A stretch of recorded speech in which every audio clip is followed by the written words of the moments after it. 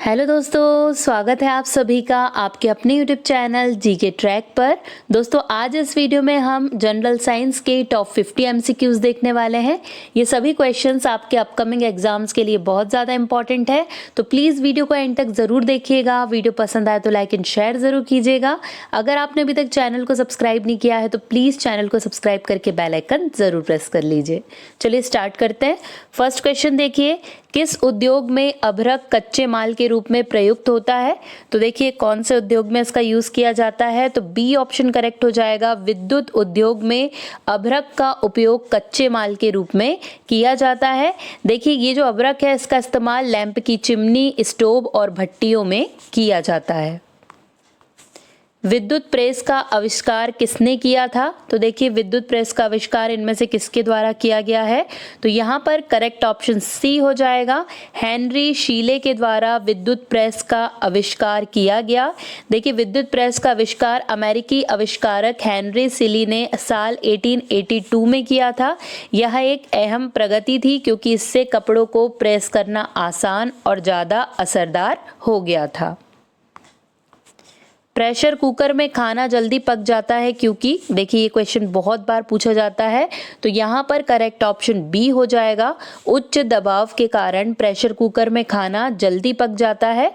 देखिए pressure cooker में पानी का क्वथनांक सामान्य दबाव से ज़्यादा होता है, जिससे पानी का तापमान 100 डिग्री सेल्सियस से ज़्यादा हो जाता है। बढ़ते दाब के साथ पानी का क्वथनांक भी बढ़ जाता है। तांबा या कॉपर का शत्रु तत्व है? तो देखिए इनमें से कौन सा तत्व है जो कॉपर का शत्रु तत्व है? तो करेक्ट ऑप्शन यहाँ पर सी हो जाएगा, गंधक या सल्फर, जो कॉपर का शत्रु तत्व है। देखिए तांबा एक रासायनिक तत्व है जिसका प्रतीक देखिए Cu, इसको हम कैसे डिनोट करते हैं? तो Cu से तांबे का परमाणु संख्या 29 है, इसका परमाणु भार 63.546 AMU है, मतलब परमाणु द्रव्यमान इकाई है। उगते व डूबते समय सूर्य लाल प्रतीत होता है क्योंकि, तो देखिए इसका कारण क्या है? तो करेक्ट ऑप्शन यहाँ पर ए हो जाएगा। लाल रंग का प्रकीर्णन सबसे कम होता है, इसीलिए उगते व डूबते समय सूर्य हमको कैसा प्रतीत होता है? लाल प्रतीत होता है। देखिए प्रकाश के 7 रंग में लाल रंग का तरंग दैर्घ्य सबसे ज़्यादा होता है और नीले का सबसे कम होता है।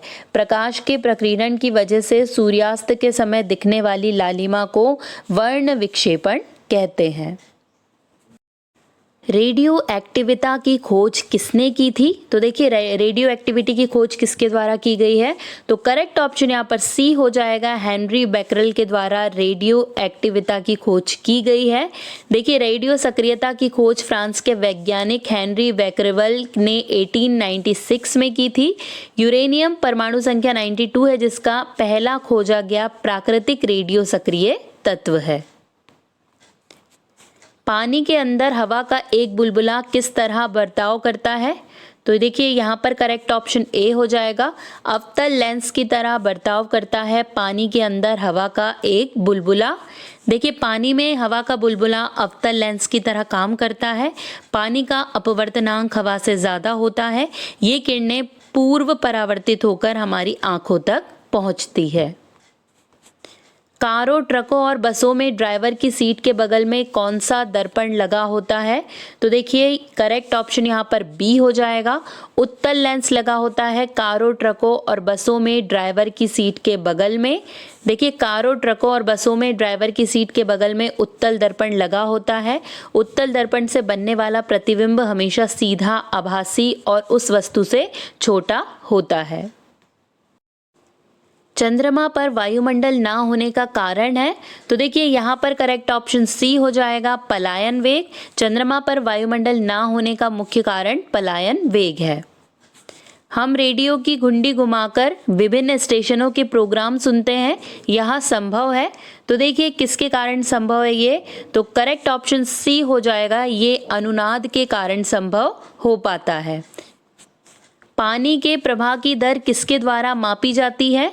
तो देखिए यहाँ पर करेक्ट ऑप्शन ए हो जाएगा, वेंचुरी मीटर के द्वारा पानी के प्रवाह की दर मापी जाती है।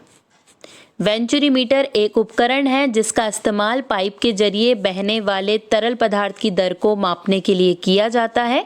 यह आर्किमिडीज थ्योरी पर आधारित है। थर्मोस्कोप का आविष्कार किसने किया? तो देखिए यहाँ पर करेक्ट ऑप्शन ए हो जाएगा, गैलीलियो के द्वारा थर्मोस्कोप का आविष्कार किया गया। देखिए गैलीलियो गैलीली ने उस विशिष्ट सिद्धांत की खोज की जिस पर यह उपकरण आधारित है और उन्होंने 1593 में पहला थर्मोस्कोप बनाया था। गैलीलियो एक इतावली खगोल शास्त्री थे। क्यूरी किसकी इकाई का नाम है? देखिए इनमें से किसकी इकाई है क्यूरी? तो करेक्ट ऑप्शन यहाँ पर सी हो जाएगा, रेडियो एक्टिव धर्मिता या रेडियोधर्मिता की इकाई है क्यूरी। देखिए क्यूरी रेडियो धर्मिता मापने की एक इकाई है, एक क्यूरी का मान इतना होता है। रेडियो धर्मिता मापने की एक और इकाई है जिसे बैक्वेरल के नाम से जाना जाता है। डायनामाइट के आविष्कारक निम्नलिखित में से कौन है? तो देखिए इनमें से कौन है डायनामाइट के आविष्कारक? तो करेक्ट ऑप्शन ए हो जाएगा, अल्फ्रेड नोबेल के द्वारा डायनामाइट का आविष्कार किया गया। देखिए डायनामाइट नाइट्रोग्लिसरीन शरबत और स्टेबलाइजर से बना एक विस्फोटक है। इसका आविष्कार स्वीडिश रसायनज्ञ और इंजीनियर अल्फ्रेड नोबेल ने उत्तरी जर्मनी के गेस्ताच में किया और 1867 में इसका पेटेंट कराया था। चिकित्सा व युद्ध में उपयोग के लिए किन किरणों पर नवीनतम अनुसंधान हो रहा है? तो देखिए इनमें से किन किरणों पर हो रहे हैं ये सारे अनुसंधान? तो करेक्ट ऑप्शन सी हो जाएगा, लेजर किरणों पर ये सभी अनुसंधान किए जा रहे हैं चिकित्सा व युद्ध में उपयोग के लिए। नीचे दिए गए विकल्प में से कौन सा अर्धचालक है? तो देखिए इनमें से कौन सा अर्धचालक है? तो करेक्ट ऑप्शन सी हो जाएगा, सिलिकॉन जो है वो अर्धचालक है। देखिए सिलिकॉन एक अर्धचालक है। यह पृथ्वी पर ऑक्सीजन के बाद सबसे अधिक पाया जाने वाला तत्व है। सिलिकॉन की खोज 1824 में स्वीडन के रसायन शास्त्री जोन्स जैकब बर्जेलियस ने किया था इसका आविष्कार। कौन सा उपकरण यांत्रिक ऊर्जा को विद्युत ऊर्जा में परिवर्तित करता है? तो देखिए कौन है जो यांत्रिक ऊर्जा को विद्युत ऊर्जा में परिवर्तित करता है? तो करेक्ट ऑप्शन यहाँ पर सी हो जाएगा, डायनेमो। ये यांत्रिक ऊर्जा को विद्युत ऊर्जा में परिवर्तित कर देता है।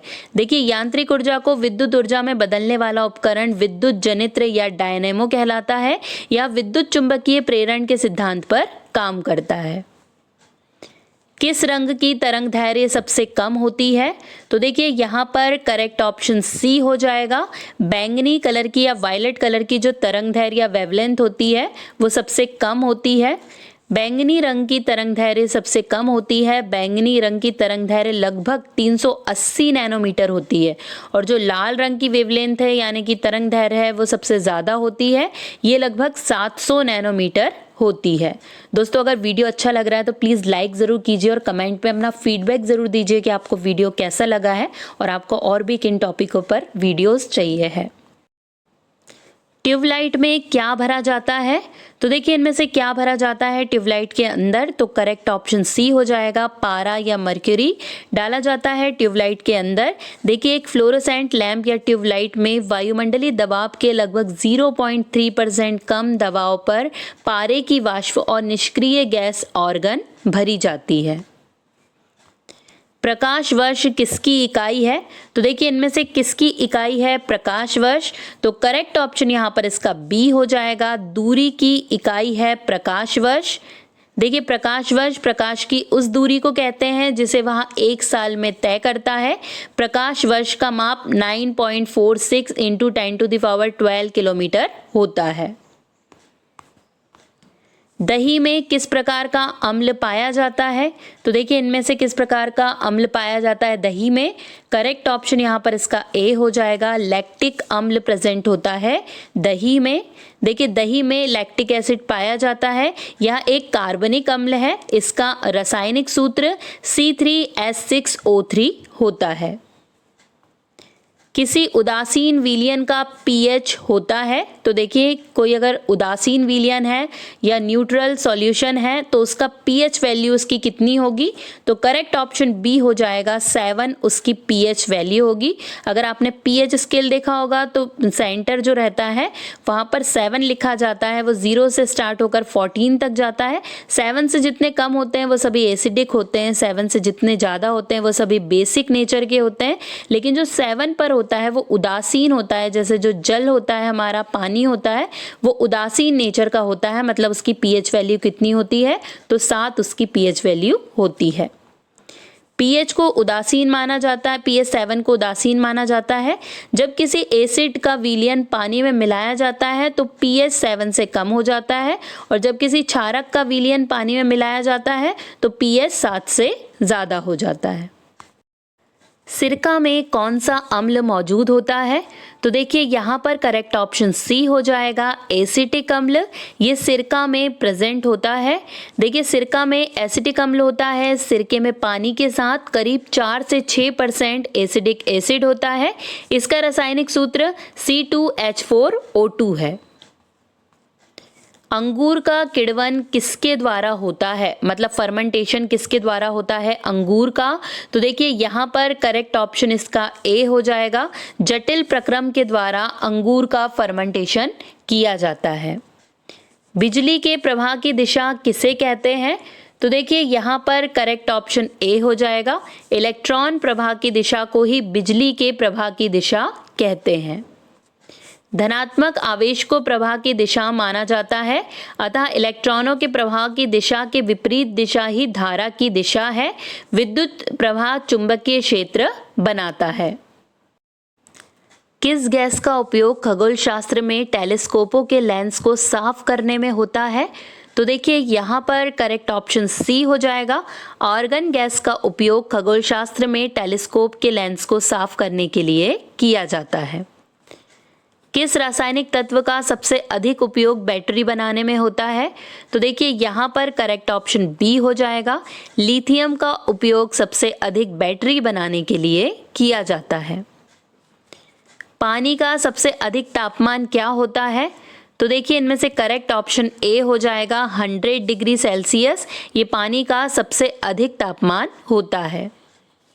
सामान्य परिस्थितियों में पानी 100 डिग्री सेल्सियस पर उबलता है, पानी 0 डिग्री सेल्सियस पर जम जाता है, और पानी का घनत्व 3.98 डिग्री सेल्सियस पर सबसे ज़्यादा होता है। चांद पर सबसे अधिक कौन सा तत्व पाया जाता है, तो देखिए यहाँ पर करेक्ट ऑप्शन ए हो जाएगा ऑक्सीजन। चांद पर सबसे अधिक ऑक्सीजन पाई जाती है। देखिए चांद पर सबसे ज़्यादा ऑक्सीजन पाया जाता है। इसके अलावा चंद्रमा पर silicon, iron, magnesium, calcium, aluminium, manganese, titanium आदि भी पाए जाते हैं, पर सबसे अधिक क्या प्रेजेंट है, तो वो है ऑक्सीजन। धातु की विद्युत चालकता किस पर निर्भर करती है, तो देखिए इनमें से किस पर निर्भर करती है, तो करेक्ट ऑप्शन ए हो जाएगा। तापमान पर निर्भर करती है धातु की विद्युत चालकता। देखिए धातु की विद्युत चालकता तापमान में बढ़ोतरी के साथ कम हो जाती है। चेचक की वैक्सीन की खोज किसने की है, मोस्ट इंपॉर्टेंट क्वेश्चन है, बहुत बार पूछा जाता है। करेक्ट ऑप्शन यहाँ पर ए हो जाएगा। एडवर्ड जेनर के द्वारा चेचक के वैक्सीन की खोज की गई थी। एक बैटरी में ऊर्जा किस प्रकार से संग्रहित होती है, तो देखिए करेक्ट ऑप्शन यहाँ पर बी हो जाएगा। रासायनिक ऊर्जा के रूप में एक बैटरी में ऊर्जा संग्रहित होती है। देखिए बैटरी में रासायनिक ऊर्जा का भंडारण होता है। यह रासायनिक ऊर्जा को विद्युत ऊर्जा में बदलकर बिजली के रूप में उपलब्ध कराती है। बैटरी को चार्ज करने की प्रक्रिया में विद्युत ऊर्जा को रासायनिक ऊर्जा में बदला जाता है। पानी में सबसे अधिक घुलनशीलता किस गैस की होती है, तो देखिए यहाँ पर करेक्ट ऑप्शन डी हो जाएगा। अमोनिया गैस की सबसे अधिक घुलनशीलता होती है पानी में। देखिए पानी में सबसे ज़्यादा घुलने वाली गैस अमोनिया है। यह रंगहीन और तीखी गंध वाली गैस है। यह प्रकृति में ध्रुवीय होती है। किस प्रकार में एक तत्व अपने गुणों को बनाए रखता है, तो देखिए कौन सा एक प्रकार है, तो यहाँ पर करेक्ट ऑप्शन इसका बी हो जाएगा। भौतिक परिवर्तन प्रक्रिया में तत्व अपने गुणों को बनाए रखता है। सॉल्ट का रासायनिक नाम क्या है? तो देखिए यहाँ पर करेक्ट ऑप्शन ए हो जाएगा सोडियम क्लोराइड। ये सॉल्ट का यानी कि NaCl सोडियम क्लोराइड, ये जो सॉल्ट है, नमक है, इसका रासायनिक नाम है। सोडियम क्लोराइड सोडियम का एक अकार्बनिक यौगिक है जिसे नमक या साधारण नमक या कॉमन सॉल्ट कहते हैं। इसका रासायनिक सूत्र NaCl होता है। यह एक आयनिक यौगिक होता है। रोग प्रतिकारक प्रणाली के मुख्य अंग कौन से हैं?